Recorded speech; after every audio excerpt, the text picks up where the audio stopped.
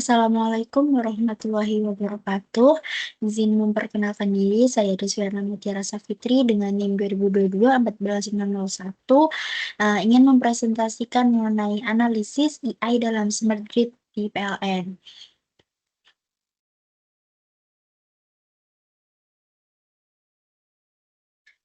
Yang pertama yaitu potensi dan tantangan utama dalam implementasi Smart Grid PLN.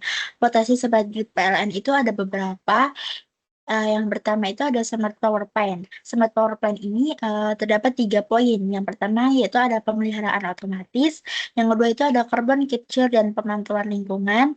Yang ketiga yaitu ada manajemen baterai. Kemudian potensi yang kedua yaitu ada Smart Transmission. Uh, ada 2 poin, yaitu yang pertama ada demand response, yaitu untuk mengatur konsumsi pelanggan agar menyesuaikan dengan kondisi sistem, membantu mencegah kelebihan beban.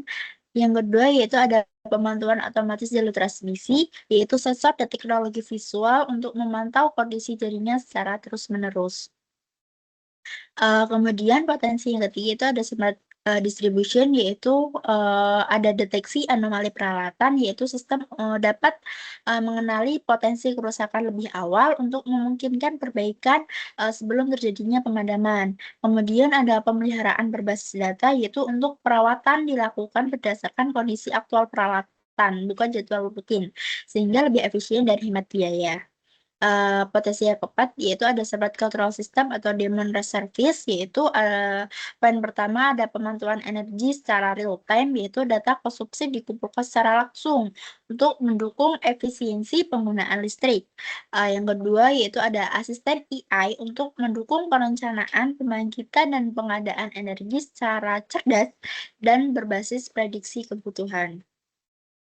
Tantangan implementasi Smart Grid PLN ini ada 4, yaitu ada infrastruktur TIC belum merata, yang kedua itu ada investasi awal yang besar, kemudian yang ketiga itu ada integrasi sistem lama dan baru, dan yang keempat ini ada kesiapan SDM. Kemudian ada peran kecerdasan buatan dapat diterapkan secara efektif dalam masing-masing elemen yang sudah dijelaskan tadi, yaitu ada yang pertama itu ada Smart Power Plant.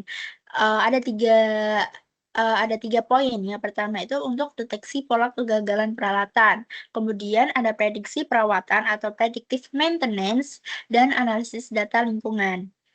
Kemudian untuk smart transmission yaitu ada computer vision dan machine learning untuk pemantauan otomatis, dan yang kedua yaitu ada manajemen beban dan redistribusi daya.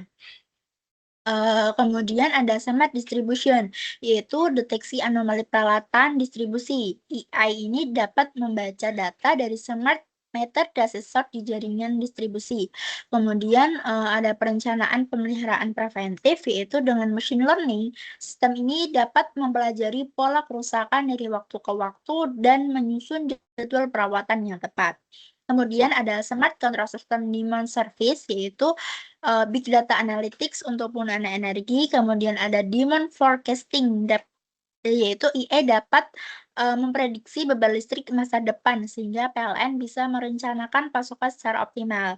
Kemudian ada EA Planning Assistant, yaitu untuk membantu tim manajemen dalam merancang strategi pembangkitan, distribusi hingga investasi energi berdasarkan simulasi skenario. Dan yang terakhir itu ada NLP dan chatbot yang digunakan untuk membuat asisten virtual.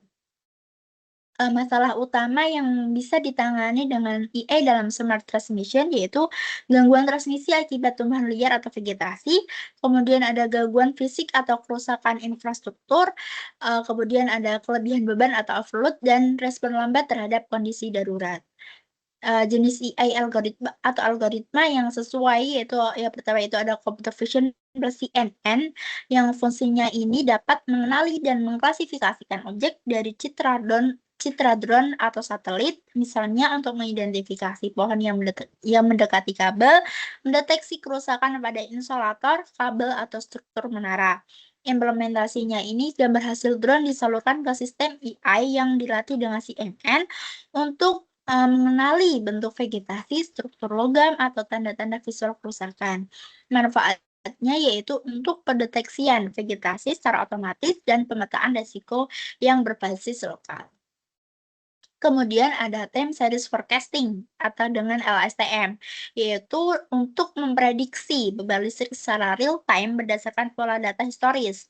Implementasinya yaitu dilatih untuk menggunakan data arus dan tegangan dari berbagai waktu untuk memahami pola konsumsi harian, mingguan, dan musiman. Manfaatnya yaitu ada prediksi kapan dan di mana beban berlebih akan terjadi.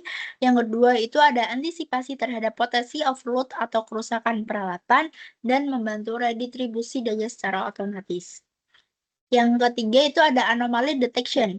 Fungsinya digunakan untuk mendeteksi sinyal atau perilaku jaringan yang tidak biasa seperti tegangan melonjak tiba-tiba, penurunan arus secara drastis, dan pola getaran yang tidak biasa pada kabel. Implementasinya itu autoencoder, jaringan neural dilatih untuk mengenali sinyal normal dan menandai data yang menyimpang sebagai anomali. Kemudian ada isolation forest, yaitu algoritma berbasis pohon keputusan yang secara efisien mengisolasi data yang berbeda secara signifikan dari mayoritas. Berikut merupakan model implementasi AI-nya, yaitu dari jalur transmisi ini mengirim dan menerima data dari data collection yang mengandalkan sensor, drone, dan IoT. Kemudian, data ini dikirim ke AI engine yang memproses informasi menggunakan algoritma cerdas. Kemudian, dari data ini, kemudian decision support system. Ini menggunakan output AI untuk mendukung pengambilan keputusan. Selanjutnya, informasi ini disampaikan ke operator atau SCADA sistem dalam bentuk dashboard dan rekomendasi tindakan. Kritik atau tantangan yang mungkin muncul dalam penerapan AI di sektor keteragakalistikan di Indonesia yaitu yang pertama, kualitas dan kelengkapan data historis yang sering tidak konsisten atau tidak tersedia.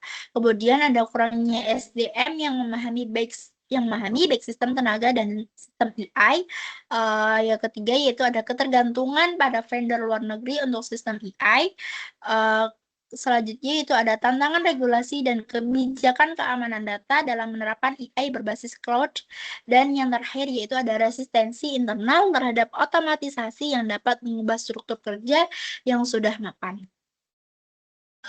Selanjutnya yaitu ada rekomendasi atau saran implementasi sistem berbasis AI yang dapat meningkatkan keandalan. Yang pertama yaitu ada bangun pusat data energi nasional yang mengintegrasikan data dari seluruh sistem. Yang kedua yaitu ada kembangkan AI lokal melalui kerjasama dengan universitas dan startup AI. Dan yang ketiga yaitu ada gunakan hybrid AI untuk efisiensi biaya dan respons cepat. Yang selanjutnya itu ada pilot project AI di daerah tertentu sebelum implementasi nasional. Yang selanjutnya peningkatan literasi digital dan AI untuk teknisi dan manajemen PLN. Dan yang terakhir yaitu ada kolaborasi dengan regulator untuk penguatan standar keamanan siber AI.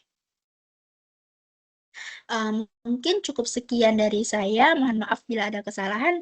Wassalamualaikum warahmatullahi wabarakatuh.